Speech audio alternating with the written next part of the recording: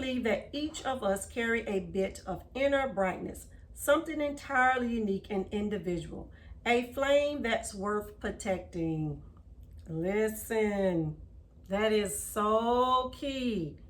When you find that little light inside of you, something that you can use to get you through your challenges and your trials, you have to protect that, because if you do not, this world will be quick to blow on it, and then it's out and you're back in the darkness. Let me tell you, that is 100. That's 100 right there.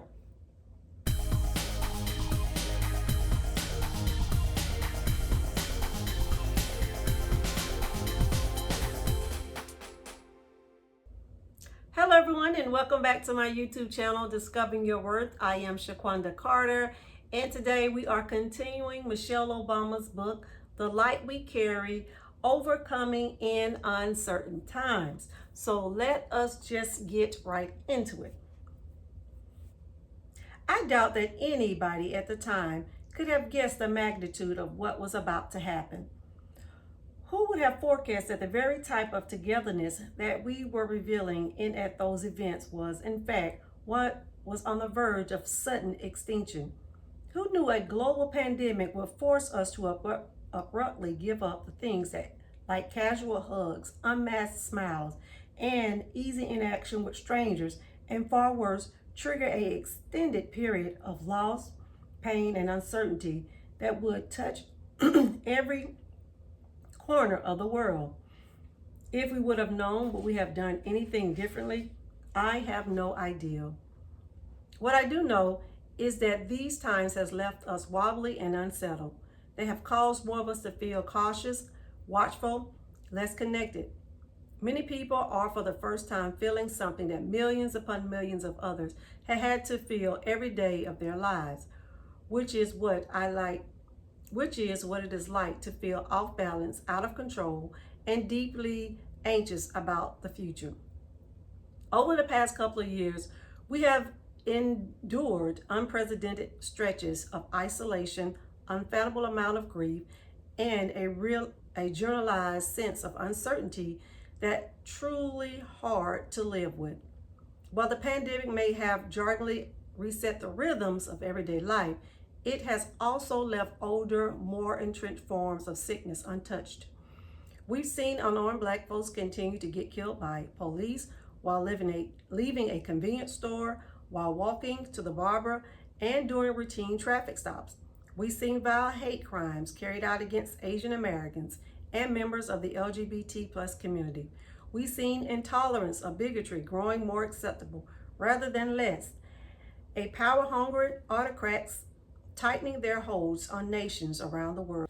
In the United States, we watched the sitting president stand by as police officers unleashed gas on thousands of people who gathered peacefully in front of the White House, asking only for less hate and more fairness. And after Americans turned up in droves to fairly and decisively vote their president out of office, we witnessed a mob of angry rioters tearing violently through the most sacred halls of our governments, believing that they were somehow making the country great by kicking down the doors and pissing on Nancy Pelosi's carpet. Have I felt angry? Yes, I have. Have I felt despondent in moments? Yes, that too. And this is real. This is one thing I like about Michelle Obama, is that, she gives you her full blown expression about how she feel about the things that are going on in this country, and we need that. We need to see someone give real feelings and expression about what's going on in the world, rather than, because we have just too many people that we see that's on television, and their expression is that there's nothing going on. Let's just continue to do what we traditionally do and don't worry about what else is going on around us. And which that is insanity, because if we are not trying to find a remedy, and if we're not saying, hey, someone just got kicked, someone needs to go over there and patch that person up, how are we expecting for that wound or the situation to get better if we do not tend to it, or if we don't say anything about it? So anyway, moving on. That's just my little rant. So I am shaking anytime I see rage and bigotry masking around as a populist politician slogan about greatness. You bet. But am I alone in this? Thankfully, no. I hear almost every day from people near and far who are trying to find their way over these obstacles, who are measuring their energy, holding tight to their loved ones, and doing what they can to stand bold in this world. I speak only often with those who struggle with the sense of difference, who feel undervalued and invisible, drained by their efforts to overcome, feeling that their light has been dimmed. I've met young people all over the world who are trying to find their voice and create space for their authentic selves inside their relationships and their workplaces. They are full of questions. How do I create meaningful connections? When and how do I speak up to address a problem? What does it mean to go high when you find yourself in low places? Listen, this lady we're right here in this. We are in the middle of this. This world is really in a low place. Reading on. Many of the people I hear from are trying to locate their power inside of institutions, traditions, and structures that weren't built for them, attempting to scan for landmines and map boundaries, many of them ill-defined and hard to see. The penalties of failing to avoid these obstacles can be devastating. It can be mightily confusing and dangerous, this stuff. I'm frequently asked for answers and solutions. Since my last book was published, I've heard many stories and fielded many questions, conversing with a wide range of people about how and why we navigate unfairness and uncertainty. I've been asked if I might have in some pocket somewhere a formula for dealing with these things, something to help cut through the confusion, something to make the overcoming easy. Trust me, I understand how useful that would be. I'd love to produce a clear bullet point set of steps to help you conquer every uncertainty and hasten the climb to whatever heights you hope to reach. I wish it were that simple. If I had a formula, I'll hand it right over. But keep in mind that I too lie in bed at night, sometimes wondering whether I'm good enough. Please know that, like everyone else, I find myself needing to overcome. Also, those heights so many of us are striving towards. I've reached a fair number of them at this point. For what it's worth, I can tell you that doubt, uncertainty, and unfairness live in those places too. In fact, they flourish. The point is, there is no formula. There's no wizard behind the curtain. I don't believe there is a tidy solution to petty answers to life big problems. By nature, the human experience defies it. Our hearts are too complicated, our histories too muddled. What I can offer in a glimpse inside my personal toolbox, this book is meant to show you how I keep there and why. What I use professionally and personally to keep me stay balanced and confident. That keeps me moving forward even during times of high anxiety and stress. Some of my tools are habits and practice. Some are actual physical objects, and the rest are attitudes and beliefs born out of my personal history instead of experiencing my own ongoing progress of becoming. I don't intend this to be a how-to manual. Rather, what you'll find in these pages is a series of honest reflections on what my life has taught me so far, the levels of hydraulics of how I get myself through it. I'll introduce to you some of the people who kept me upright and share lessons I learned from certain amazing women about facing unfairness and uncertainty. You'll hear about the things that I occasionally still knock me down today, and what I lean on in order to get back up.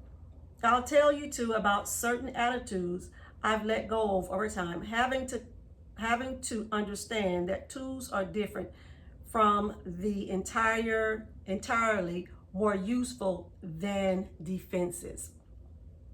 It should go without saying that not every tool helps in every situation or uniformly for every person. What's sturdy and effective for you may not be what's sturdy and effective in the hands of your boss, your mother, or your life partner. A spatula won't help you change a flat tire. A tire iron won't help you fry an egg. Though by all means, feel free to prove me wrong. Tools evolve over time based on our circumstances and growth.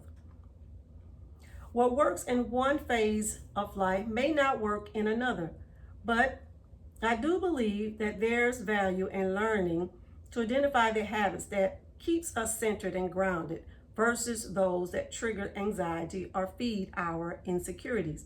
My hope is that you'll find things here to draw from, selecting what's useful, discarding what's not, as you identify, collect, and refine your own essential set of tools. Lastly, I'd like to dissect some notion about power and success, reframing them so that you might better see all that's within your reach and feel more encouraged to grow your own strength. I believe that each of us carry a bit of inner brightness, something entirely unique and individual, a flame that's worth protecting. Listen, that is so key.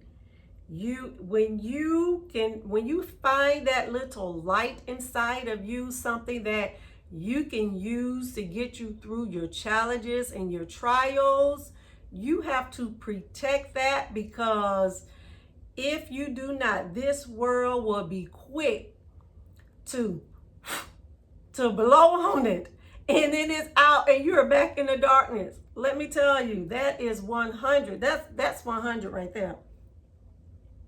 When you are able to recognize your own light, you become empowered to use it. When you learn to foster what's unique in the people around you, you become better about to build compassionate communities and make meaningful change. In the first part of this book, I'll look at the process of finding strength and light within yourself. The second part considers our relationships with others and our notions of home, while the third is meant to open up discussions on how we may better own, protect, and strengthen our light, especially during challenging times. Throughout these pages, we'll talk about finding personal power, communal power, and the power to override feelings of doubt and helplessness. I'm not suggesting that any of these things are simple or that there aren't dozens of obstacles that get in our way. Keep in mind too that everything I know, all the various tools I lean on, have come to me only through trial and error. Over years of constant practice and re-evaluations, I spent decades learning on my feet, making mistakes, adjusting, and course corrections as I went. I progressed only slowly to where I am today. If you are a young person reading this, please remember to be patient with yourself. You are at the beginning of a long and interesting journey, one that will not always be comfortable. You spend years gathering data about you, who you are, and how you operate, and only slowly will you find your way towards more certainty and a stronger sense of self. Only gradually you will begin to discover and use your light. I've learned it's okay to recognize that self-worth comes wrapped in vulnerability. And that's what we share as humans on this earth, is the impulse to strive for better, always and no matter what. You become bolder in brightness. If you know your light, you know yourself. You know your own story in an honest way. In my experience, this type of self-knowledge builds confidence, which in turn breeds calmness and an ability to maintain perspective, which leads finally to being able to connect meaningfully with others. And this to me is the bedrock of all things. One light feeds another. One strong family lends strength to more. One engaged community can ignite those around it. This is the power of the light that we carry. I originally conceived of this book is something that would offer a more companionship to readers going through periods of flux, useful in studying. I hope for anyone getting a new phase of life, whether this phase is marked with a graduation or a divorce, a career change or a medical diagnosis, the birth of a child, or the death of someone close. My ideal was that I'll be looking at flux primarily from the outside, examining the challenges of fear and uncertainty from a survivor's remove. Speaking as someone who, approaching the age of 60, have managed to safely pass through it. I should have known better, of course. The past several years have thrown all of us into deep flux and kept us there largely without relief. It's unlike anything many of us have ever experienced, since most people my age and younger haven't lived through a global pandemic or bombs falling in Europe or a time when women didn't have the fundamental rights to make informed decisions about their own body. We've been relatively sheltered, and now we are less so.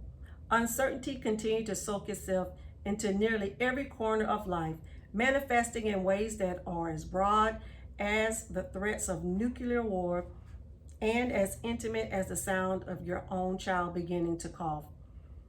Our institutions have been shaken. Our systems have faltered. People who worked in healthcare and educations have been stressed beyond measure. Young adults are reporting unprecedented rates of loneliness, anxiety, and depression.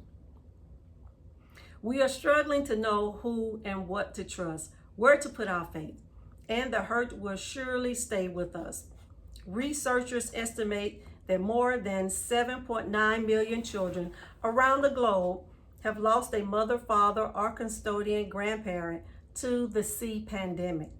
In the United States, more than 250,000 children, most of them from communities of color, have experienced the death of a primary or secondary caregiver due to the virus. It feels impossible to imagine the impact of any of this. All those pillars of support now gone. It may be a while before we can find our footing again. The losses will reverberate for years to come. We will get shaken and shaken again. The world will remain both beautiful and broken. The uncertainties aren't going away. But when equilibrium isn't possible, we are challenged to evolve.